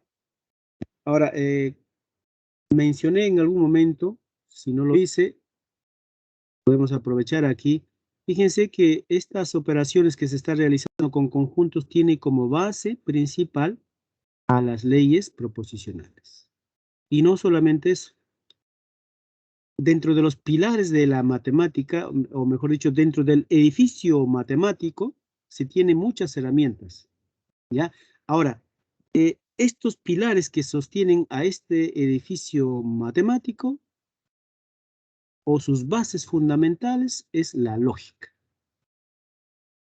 En base a la lógica está construido todo el edificio matemático. Todas las operaciones que usted ha estudiado en la primaria, secundaria, todas ellas están en base a la lógica proposicional. Y aquí podemos comprobar, cuando estudiamos conjuntos, tiene que ver mucho con las leyes de la lógica proposicional. Así que lo motivo a usted, lo animo a usted para que maneje bien sus leyes de la lógica proposicional. Y verá que para conjuntos va a ser fácil. Bien, seguimos entonces. Eche el comentario. Vamos a ver ahora la ley de Morgan. En la lógica proposicional teníamos así, ¿no? La negación. Vamos a escribir aquí, a modo de reforzar lo que acabo de decir, ¿no? Que la base está en la lógica. Negación. ¿Qué pasa? No escribí. Un momentito. Ya está. Ahora sí. Ya, entonces, negación de una proposición en disyunción con una segunda proposición. Según la ley de Morgan, decíamos, esto era la conjunción de la negación de ambas proposiciones. ¿De acuerdo? Eso era según la ley de Morgan. Fíjense, para conjuntos también lo mismo, mira. En lugar de el gusanito, ahora usamos complemento. Entonces, haciendo un símil sería así, ¿no?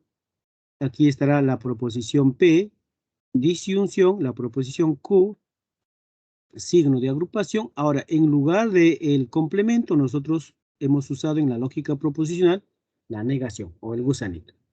Entonces, ustedes verán que prácticamente son equivalentes, solamente que se ha cambiado, en este caso, de operadores. Bien. Esta ley de Morgan es para conjuntos, en este caso para la disyunción, también se tiene para la conjunción. Lo mismo. Otra ley, la ley del complemento. A unido con el complemento de A es el conjunto universal. ¿Cómo sería en la lógica proposicional? En la lógica proposicional sería lo siguiente. En la lógica proposicional también hemos estudiado esta ley que hemos llamado ley del complemento. Dijimos así, una proposición en disyunción con la negación de la proposición, decíamos que todo ello era tautología o verdad. Entonces, haciendo una similitud, diríamos, en lugar de universal, ahora estamos, o mejor dicho, en lugar de la tautología o verdad, ahora usamos el universal. ¿Ya? Otra ley del complemento que hemos usado en la lógica proposicional era el siguiente. Una proposición en conjunción con la negación de la proposición, esto era equivalente a una contradicción o una falsedad. Ya debes imaginar que en la ley de conjuntos, o la ley de complementos para conjuntos va a funcionar algo similar. Y esta es un conjunto A intersectado con el complemento es igual al vacío. En lugar de decir falso o contradicción, ahora decimos vacío. ¿Ya? Vacío. Bien. Otra ley.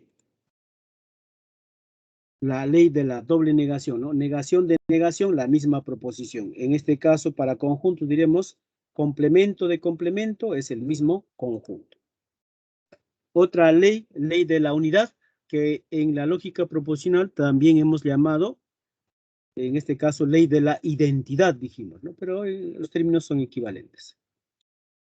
¿Qué decíamos en lógica proposicional con respecto a la ley de la identidad? Decíamos así. Decíamos, si tengo una proposición, ¿no? Tengo una proposición P en disyunción con una tautología, ¿no? O también podríamos, creo que hemos presentado también así, una proposición en disyunción con una tautología. Esto era equivalente a una tautología.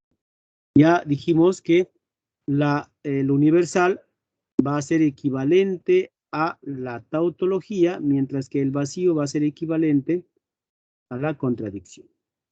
Entonces, el conjunto A unido con el universal será el mismo conjunto universal, el conjunto grande. Otra ley de la identidad, o en este caso de la unidad para conjuntos, el conjunto A intersectado con el universal es el mismo conjunto A. En la lógica proposicional diríamos P, conjunción, y diríamos tautología.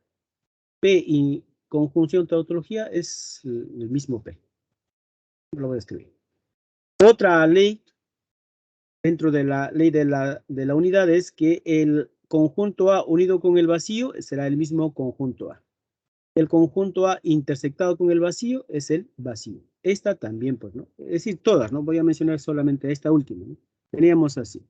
Una proposición cualquiera, recordando un poco nuestras proposiciones lógicas, diríamos así, una proposición cualquiera en conjunción con una falsedad o una contradicción, esto era falso o contradicción. Así hemos establecido nuestras leyes que hemos llamado leyes de la identidad.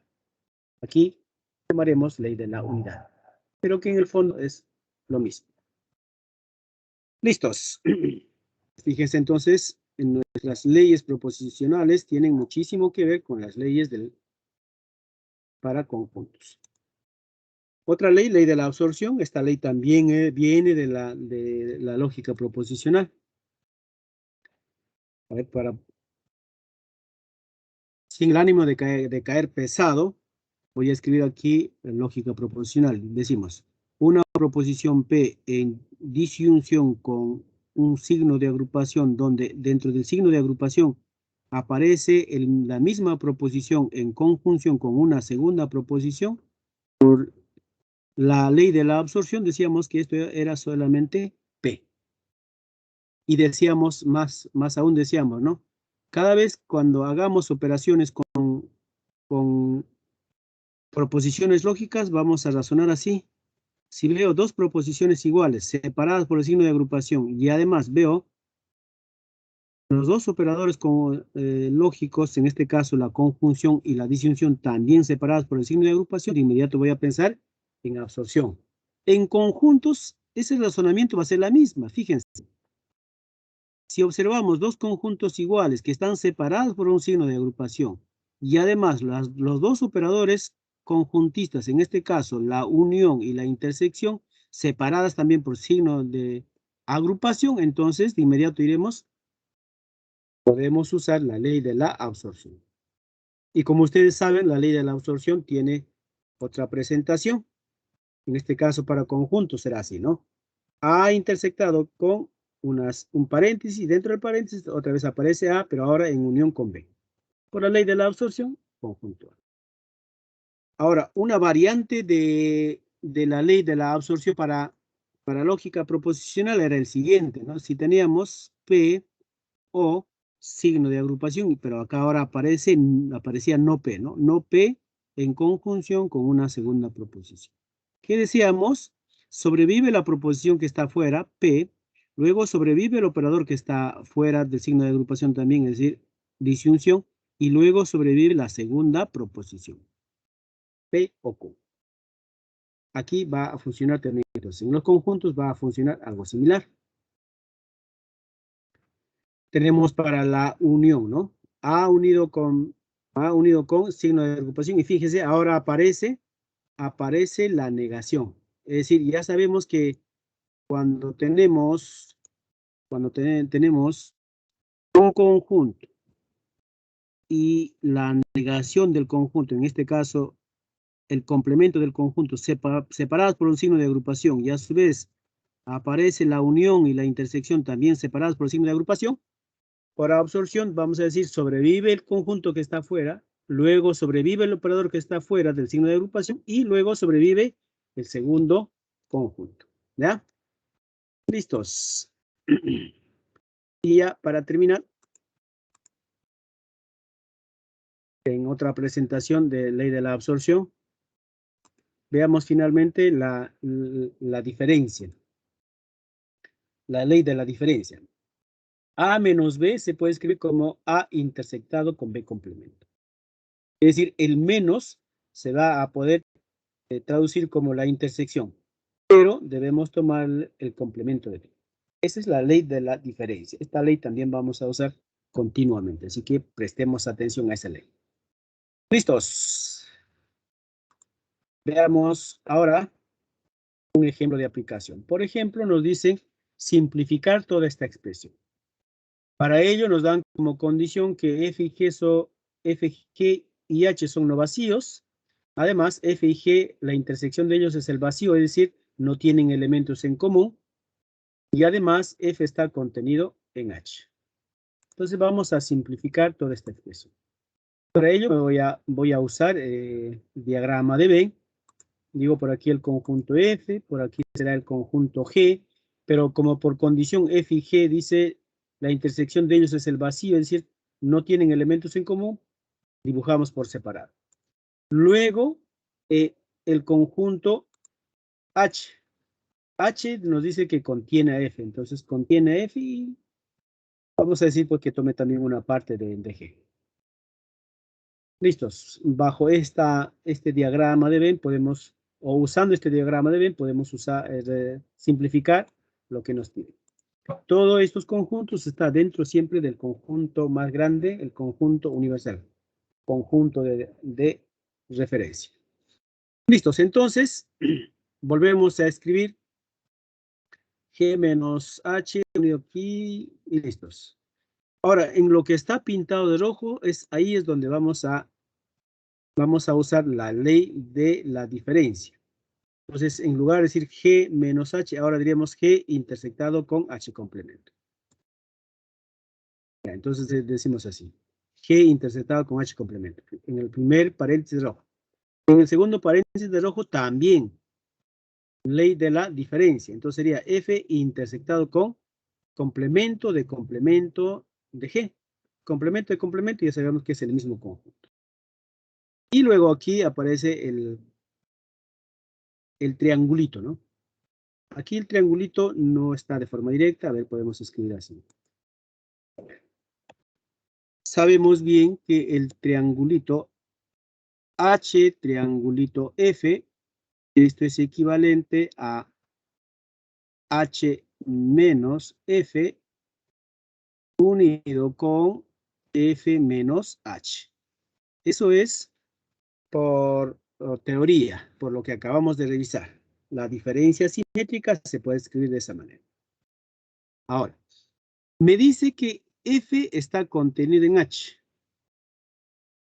F, lo que está de rojo, está dentro de H. Entonces me dice, en este segundo paréntesis, aquí, en este segundo paréntesis, a los elementos de F le voy a quitar elementos de H. Es decir, a los elementos que aparecen aquí dentro de F le voy a quitar elementos que están en H. Pero como estos elementos también están en H, es decir, voy a quitar todo. Al quitar todo, prácticamente esta diferencia se va a quedar sin elementos, es decir, el vacío. ¿Ya? Ahora, entonces aquí, ¿qué es lo que está quedando? Está quedando así. Está quedando H menos F unido con el vacío. Por la última ley que hemos estado revisando en la diapositiva anterior, el vacío unido con un conjunto será el mismo conjunto. ¿De acuerdo? Entonces solamente trabajé en la diferencia simétrica. Ya está. Entonces dentro del corchete es H menos F. Bueno, está además aquí indicar esto es equivalente a H menos F. Y ya está. Y eso es lo que aparece aquí. Pero todavía está afectado del complemento. Ya está. Otra vez aquí podemos usar ley de la diferencia. Seguimos entonces. Ahora, en el primer corchete que estamos marcando de verde, aquí fíjense, tenemos dos conjuntos iguales y también separados por un signo de agrupación, que en este caso sería paréntesis, y también tenemos la intersección y la unión, también separadas por signo de agrupación. De inmediato digo absorción. Por absorción, yo sé que aquí me va a quedar solamente H, ¿ya? Ahora, F intersectado con G es condición del problema. Me dice que F intersectado con G es el vacío. Entonces sería vacío menos H. ¿Al vacío le puedo quitar algún elemento? No, porque no tiene ningún elemento. Por lo tanto, entonces esta diferencia también será vacío. Y luego H menos F, ¿no? Aquí vamos a usar la ley de la diferencia. Entonces decíamos, del primer corchete nos queda solamente H complemento. De F intersectado con G dijimos el vacío menos H. Y luego aquí será usando la ley de la diferencia. El menos convertimos en intersección, pero a F le tomamos el complemento. Ya está. Entonces, aquí podemos pensar en Morgan. Morgan va a afectar mejor dicho, este último paréntesis. H o el vacío menos H, ya sabemos que eso va a ser el vacío. Aquí vamos a usar Morgan. Entonces, nos va a quedar así, ¿no? H complemento queda tal cual, unido con, ya sabemos que esto es el vacío, ¿no? Al vacío le quitamos H, sigue siendo el vacío, y luego aquí usamos Morgan. Complemento de H, ahora complemento de la intersección, unión, y luego complemento de F es el mismo conjunto F. Ya está. Ya prácticamente se va reduciendo. Ahora, el vacío, aquí, el vacío unido con cualquier conjunto es el mismo conjunto. Entonces me va a quedar H complemento. H complemento intersectado con todo este conjunto. Ahora veo, mira, que tengo conjuntos iguales, separados por un signo de agrupación. De inmediato ya estoy pensando en absorción. Aquí entonces usaremos absorción. Aparece la unión y la intersección también separadas por signo de agrupación. Por absorción, entonces, me va a quedar simplemente H. Entonces, toda esta expresión se reduce solamente a H complemento. Y se acabó. Esa sería la simplificación. Bien, seguimos. A ver, vamos a borrar las anotaciones que hicimos. Seguimos. Veamos ahora el producto cartesiano. Teniendo dos conjuntos, podemos generar otro nuevo conjunto al cual se denomina el producto cartesiano. El producto cartesiano es aquel conjunto cuyos elementos ya no son elementos comunes que hemos visto en las anteriores diapositivas. Sus elementos aquí van a ser pares ordenados. Estos pares ordenados, se dice ordenados porque se va a reconocer la primera componente y segunda componente, siempre en ese orden. De tal manera que el par ordenado será A, B. De tal manera que A debe pertenecer al conjunto A y B debe pertenecer al conjunto B. Es decir, veamos con un ejemplo. Tengo el conjunto A de elementos B, W y Y. Y tengo el conjunto B de elementos 2, 4 y 8. Entonces, con estos elementos, o con estos conjuntos, vamos a formar el conjunto producto cartesiano, que sería de la siguiente manera. Entonces, tengo el conjunto A de elementos. Vamos a mover nuestro lapicero. Ya. Los elementos del conjunto A, B, doble y Y. Y los elementos del conjunto B, 2, 4 y 8. Entonces, vamos a formar parejas o pares. Entonces, una pareja sería B doble con 2. Otra pareja sería, en este caso, B doble con 4. B doble con 2. O otra pareja sería B doble con 4 o B doble con 8.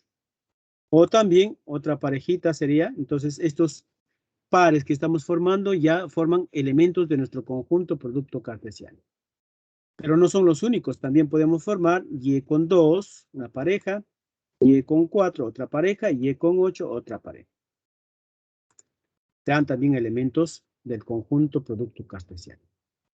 Así entonces, el producto cartesiano tiene por elementos a pares ordenados, considerando primer conjunto A, segundo conjunto B, en ese orden. Ahora, si queremos cambiar de orden, es decir, ahora el conjunto B por A, B producto cartesiano A, ahora los elementos van a cambiar de orden. En este caso sería 2, W, 4, W, 8, W, 2, Y, 4, Y y 8, Y. ¿Qué hemos hecho? Hemos cambiado de orden. Entonces aquí podemos notar que estos dos conjuntos obviamente no son iguales, pese a que hemos cambiado el orden.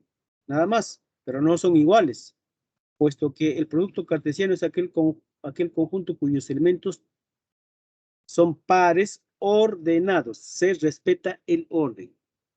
Entonces, como B por A tiene otro orden, entonces estos dos conjuntos no son iguales. Y aquí entonces nuestra observación número 2. A ver, antes de estas dos observaciones, podemos complementar aquí. Y aquí podemos decir, dentro de la observación 2, podemos decir que el conjunto producto cartesiano A con B es completamente distinto al conjunto B por A. Esa es la observación que podemos extraer de este ejemplo. Y en realidad es en general, no solamente para este ejemplo. Eso es, consideremos como observación. Otra, entonces, A por A es A cuadrado. Es decir, aquí A por notación. A por A es igual a al cuadrado, por notación. No vayamos a decir, ya, profe, eso es teoría de exponentes. Bases iguales, exponentes se suman. No vayamos a pensar en ello, ¿eh? Solamente es por notación. Seguramente usted se va a topar con este conjunto, fíjese. Cuando ya estudie más adelante, o tal vez habrá visto, ¿no? Habrá visto este conjunto. Un momentito. Habrá visto este conjunto. R al cuadrado. Es decir, el plano cartesiano. Por aquí en el eje horizontal R y en el eje vertical también R. Entonces es el plano cartesiano. O también se dice el sistema bidimensional. Aquí, ¿no? Pero esto, ¿qué cosa es? Esto no es otra cosa más que R por R. ¿Ya? ¿Ya? Se está hablando del producto cartesiano entre dos conjuntos. Obviamente aquí va a haber una cantidad indeterminada, pues, de pares ordenados. Imagínate, ¿no? Tenemos nuestro plano cartesiano, decíamos así. Por aquí los reales y aquí están todos los números que usted puede imaginar en la recta real. Recta real en forma horizontal, recta real también en forma vertical. Aquí también estarán todos los números reales que usted imagine. Entonces, por aquí usted puede decir, no, ya voy a ubicar un elemento del producto cartesiano, puede ser, por ejemplo, vamos a decir, ¿no? Vamos a decir así, que sea A, A, ¿ya? Tal que A pertenece a los reales. Como son iguales, lo voy a dejar así nada más. Ese sería el producto cartesiano. ¿Qué significa? Si es A, A, donde A pertenece a los reales, usted podría decir allá en el eje de las abscisas 1 y en las ordenadas también 1. Ahí está. También, ¿no? 2 con 2, 3 con 3, 4 con 4 y así. Menos 1 con menos 1 y así, ¿no? Pero no son los números enteros, ¿no? Podemos tomar cualquier número. Cualquier número, por ejemplo, por aquí podría ser, ¿no? Aquí 3,14, por ejemplo, por aquí estará el número pi, ¿no? Por aquí y así también por aquí el número pi y aquí encontraremos. Y así de tal manera que vamos a formar una recta, ¿ya? Una recta. Bien, entonces sin ánimo de salirme del tema, cuando veamos A por A, es por notación que se escribe A al cuadrado, solamente por notación. Siempre y cuando nos indiquen pues que A es un conjunto, ¿ya? Bien, y ahora con respecto a la cantidad de elementos, el número de elementos del producto cartesiano será igual al producto de la cantidad de elementos de A con la cantidad de elementos de B. Listos. Hasta aquí entonces. Hasta aquí. A ver, voy a borrar esta partecita, chicos. Si van a tomar algún apunte o van a hacer captura de pantalla, por favor. Y pasemos ahora a la siguiente diapositiva. Aplicaciones del diagrama de Venn. Vamos a ver un ejercicio de aplicación. ¿Cuándo usar el diagrama de Venn? Dice, de 300 estudiantes que en el desayuno toman kiwicha, maca o leche. Cuando me hablan kiwicha, maca o leche, entonces ya estoy pensando en 3 conjuntos. Se sabe que 40 toman leche. Leche con kiwicha. Entonces, ahí ya me están dando la idea que hay una intersección entre conjunto leche y kiwicha. Luego, 30 leche con maca. Hay una intersección entonces en el conjunto de leche y maca. 10 toman leche con maca y kiwicha. Toman los 3. Allá, entonces, los 3 conjuntos se deben intersectar. Ese dato que acabo de resaltar es el más relevante, porque esa me va a indicar cómo voy a formar mi conjunto, o cómo voy a realizar mi diagrama de Venn. Entonces será así, ¿no? Conjunto universal, 300 estudiantes, digamos, el grupo de kiwicha, el grupo de, o el conjunto de maca, y el conjunto de leche. Estos 3 conjuntos se deben intersectar en base a lo que dice, ¿no? 10 toman leche con maca y kiwicha.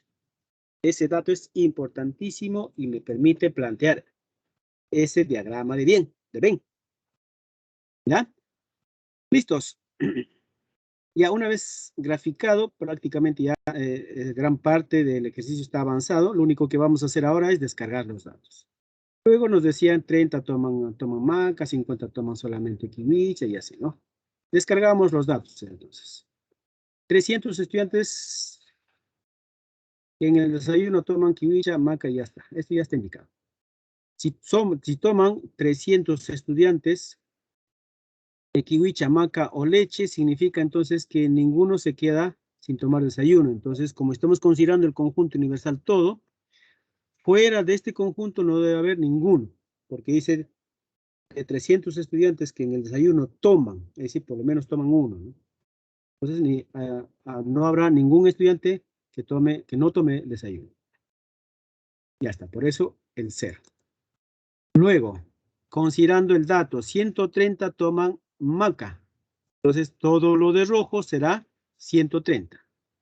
Luego, 50 solamente kiwicha. Como dice, solamente kiwicha será en la parte donde aparece solamente, en este caso, kiwicha, ¿no? Aparte de ello, nos dicen 10 toman leche más que kiwicha. Este dato era el más relevante, decía yo, ¿no? Para representar. 10 entonces estará en la intersección de los 3 conjuntos. Luego 40 toman leche con maca. Bueno, leche con kiwicha. Dice leche con kiwicha. Es decir, amarillo con azul. La intersección de los dos. En esta intersección deben haber 40. Por consiguiente, como aquí hay 10, por consiguiente aquí debe haber 30, para que la suma sea 40. Ya está. 30 leche con maca. Ahora rojo con azul, leche con maca. 30. Pero en esta intersección ya tenemos 10, por lo tanto, en la parte superior será 20, para que la suma sea 30. ¿Qué más? Nos faltaba 50 solamente toman kiwicha. Entonces, lo que están por aquí, los que toman solamente kiwicha serán en esta región, 50. Y 250 leche o kiwicha. Cuando dice leche o kiwicha, aparece el O. Nosotros ya sabemos que por lógica proposicional, ese O indica disyunción. Y disyunción en conjuntos equivale a una unión. ¿Ya? Disyunción en conjuntos equivale a unión. Entonces, la unión de todos estos elementos debe ser 250. Por aquí los que toman solamente leche estamos llamando X. Y los que toman kiwicha con maca, solamente kiwicha con maca, Z. Y los que toman solamente maca, Y. Listos, entonces ya hemos completado todo. Al sumar todos estos elementos debe dar 250 por condición del problema. Ya está, entonces 250 toman leche o kiwicha. Es decir, la suma, ¿no? Que sería 250 más, porque dice 250 toman leche o kiwicha. Entonces será la unión de amarillo con azul, la unión, más y debe ser el total 300. Así entonces obtenemos el valor de Y. Y 50. Como el total son 300 estudiantes, entonces la suma, que en este caso todo rojo es 300, 130, 130 más 50 más 30 más X, eso debe ser 300. Sin la necesidad de calcular el valor de Z. Y aquí entonces hallamos el valor de X. X igual a 90. Entonces, la pregunta es, ¿cuántos estudiantes más toman únicamente leche que únicamente maca? Es decir, la diferencia, 40. Esa es la utilidad entonces del diagrama de Venn-Euler. Ahora, la utilidad del diagrama de Lewis-Carroll. Aplicación del diagrama de Lewis-Carroll. Dice, en un aula hay 80 estudiantes, de ellos se sabe que la cantidad de mujeres que tiene celular excede la cantidad de varones. Nos hablan de varones y mujeres. Cuando nos hablan de varones y mujeres, de inmediato nosotros vamos a pensar entonces en diagrama de Lewis. ¿Ya? Entonces vamos a decir 40 varones, mujeres, conjuntos separados. Luego nos hablan de aquellos que usan celular y aquellos que también no usan. Listos. Entonces, de aquí empezamos a descargar los datos. Dice, la cantidad de mujeres que tienen celular excede a la cantidad de varones que no tienen celular en 12. Entonces, las mujeres que tienen celular será 12 y los que no tienen será o X más 2 y los que no tienen será X. Y la diferencia entre ellos es 12. Luego dice, la cantidad de varones que tienen celular es la tercera parte de la cantidad de mujeres que no tienen celular. Los que tienen celular, entonces, Y, y los que, varones, perdón, que tienen celular, y mujeres que no tienen celular, debe ser el triple, porque dice que es la tercera parte. Ya está. ¿Qué más? De tal manera que la suma de varones y mujeres nos debe dar 180. Sumando todas estas cantidades, perdón, 80, ¿no? Debe darse 80 al sumar, entonces tenemos que 2x más 2y más x es igual a 34. Si el número de varones que no tiene celular es el mínimo posible, no primo ni cero, ¿cuántos estudiantes varones hay en el aula? Hay que buscar el menor valor posible que sea no primo, es decir, dar valores por aquí y encontrar que este sea el mínimo posible. Y al hacer las cuentas vamos a encontrar que este número va a ser 4. Por lo tanto, y debe ser 15. Así entonces, la cantidad de varones, que sería x más y, será igual a 19. Bien, chicos, vamos a hacer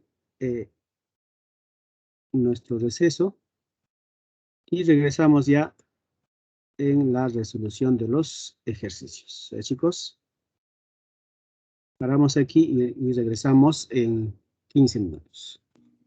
Profe, ¿puede poner en la diapositiva de diagrama de Venn? Sí, perfecto, sí lo hago.